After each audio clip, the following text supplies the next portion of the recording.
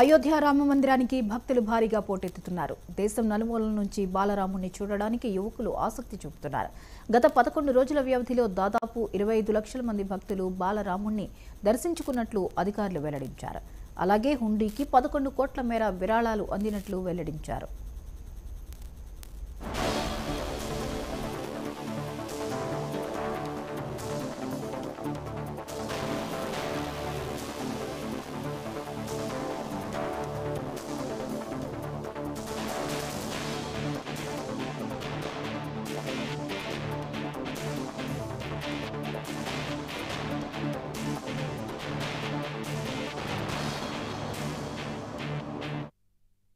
ఇటీవల భక్తుల రద్దీతో ఆలయ నిర్వాహకులు దర్శన సమయాలను కూడా పొడిగించారు.